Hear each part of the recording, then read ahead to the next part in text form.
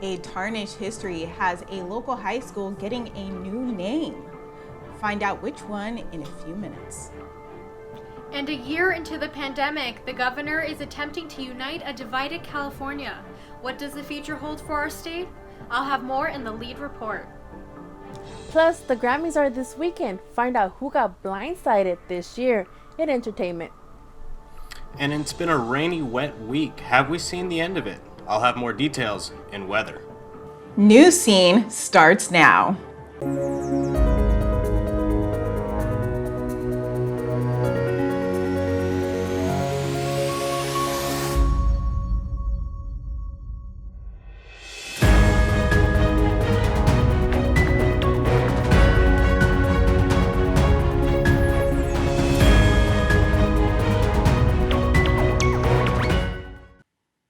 Good evening, I'm Ayo Elise. Welcome to this week's edition of Newscene.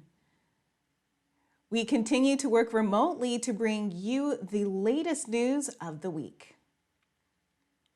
We start tonight with our weekly look at COVID-19's impact on San Diego County. We are seeing our downward trend going strong. This week, officials announced 349 new cases of COVID-19. That brings our total cases to over 264,000. And sadly, 8 new deaths have been reported, marking over 3,800 dead. But fortunately, nearly 11 million Americans have been vaccinated. In San Diego County, that number is over 678,000. With these numbers, we could return to red tier as soon as March 30th. And San Diego's mayor is sharing his plan to help the city's economy recover after the pandemic. Todd Gloria's plans to use federal funds to close San Diego's budget deficit. Money will be spent on vaccinations and providing aid to restaurants and small businesses. He will also address infrastructure issues and offer rental assistance. San Diego County is expected to receive $300 million in federal funds from President Joe Biden's stimulus law. Our governor just gave one of the most important speeches of his political career. Jillian, tell us more about it. Thanks, Ayo. Even with the recall effort looming, Governor Gavin Newsom says he remains focused on moving the state forward. That was his message on Tuesday as he delivered his State of the State address at Dodger Stadium. He talked about the hardships of the past year and the criticism he has faced over his handling of the pandemic. We're bent, but not broken, bloodied, but unbowed, resolved to make brighter days ahead, and not to let the pain of last year to deter us from the hopefulness of tomorrow. Despite the struggles the state has faced, he believes California will come back stronger than ever. But Newsom may be facing his own struggle as the recall effort against him moves ahead. Nearly 2 million signatures have been collected. Those all still need to be validated. But if they hold up, the measure will qualify for the November ballot. The final deadline to submit those signatures is Wednesday. For Newscene, I'm Jillian Fortner. The yeas are 70, the nays are 29, and the motion is agreed to. The clerk will report the nomination. Nomination, Department of Justice, Merrick Brian Garland of Maryland to be Attorney General. It's official. Merrick Garland is the new Attorney General for the United States. This landmark achievement came almost 5 years to the day after Garland's nomination to the Supreme Court by President Obama. His first order of business is to supervise the prosecution of those who stormed the U.S. Capitol earlier this year. A school in the county is getting a new name. Noelle, give us the scoop. We're here at Serra High School in the Tierra Santa neighborhood of San Diego County.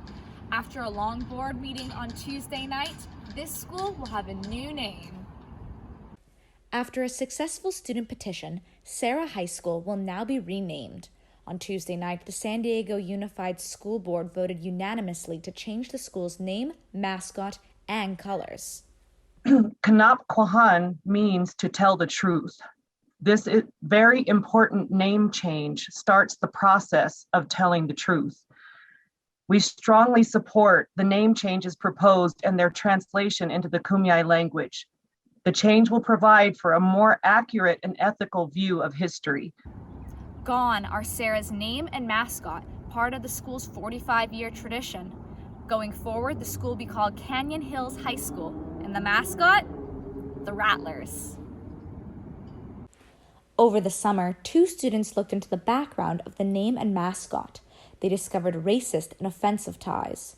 School namesake Junipero Serra was the founder of the California mission system. Research has shown that the priest was responsible for assimilating indigenous people to Catholic and Spanish culture. As far as the conquistador mascot, the conquistador culture ties back to the Spanish conquerors who killed millions of native people in the area when arriving in San Diego with Serra in 1769. Indigenous leaders are praising the name change. They point out that long before a mission stood on this land, it belonged to the Kumeyaay Nation, and that history is now part of the future of Canyon Hills High School.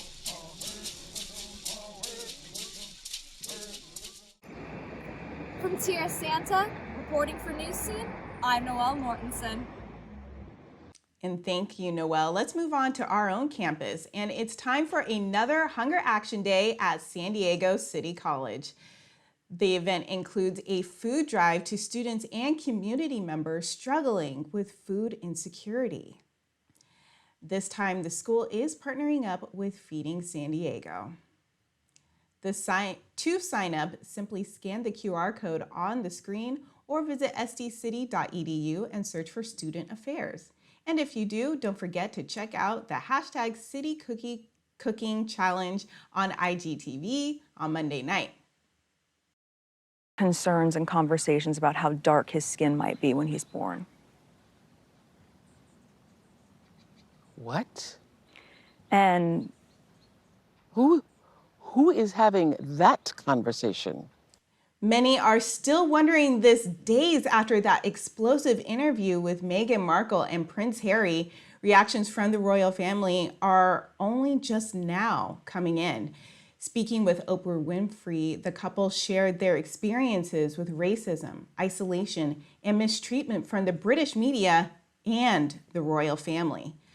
Queen Elizabeth has responded saying the accusations of racism are concerning. She adds the issue will be taken seriously, but dealt with privately. And a Canadian artist has a lot to say about the Grammys this week. Vicky, tell us more. Thank you, Ayo. We start with music's biggest night. The Grammys are coming this Sunday. But the celebration is mixing with controversy, with many celebrities criticizing the nominations. One snub that's hard to overlook is Blinding Lights singer The Weeknd.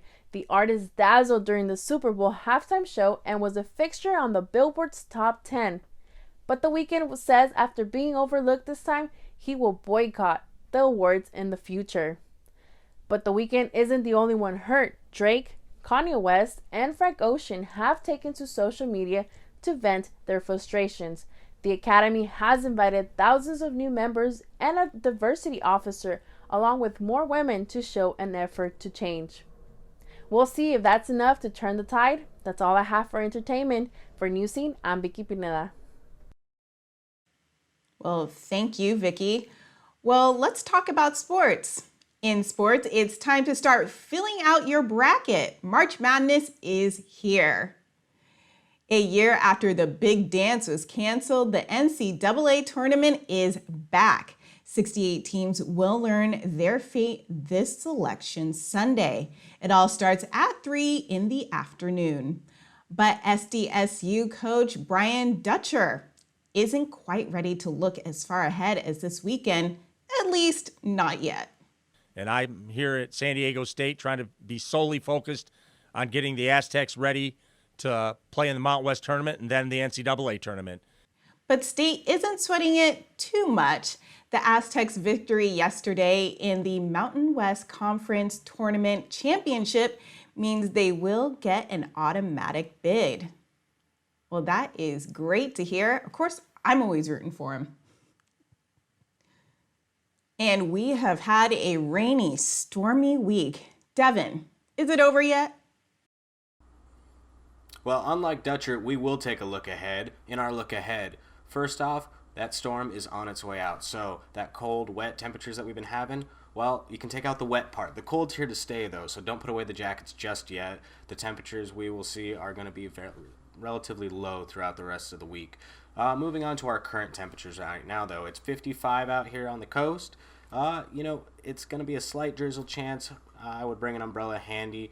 Chance of rain definitely as we go inland, looking at 53 degrees there. And then as we get out to the mountains, that's where the real story is. 38 degrees on Mount Laguna right now, and it's snowing. All right, now that's the tail end of that storm making its way on out. And even in the desert out in Ocotillo Wells, we are looking at some showers and temperatures in the 60s.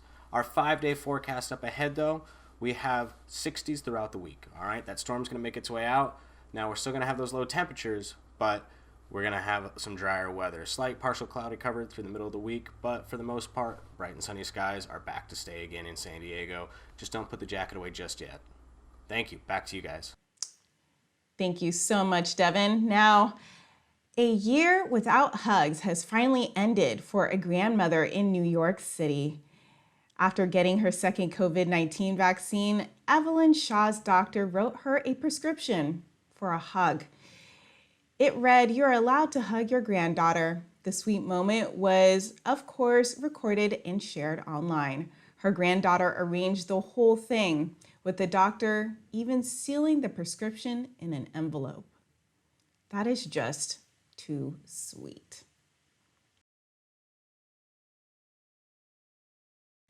Well, that's all we have for tonight. You can tune in to Newscene for a new show every Friday. Find it all on sdcitytimes.com. And remember to follow SD City Newscene on Twitter, YouTube, and Instagram. Thank you, and good night.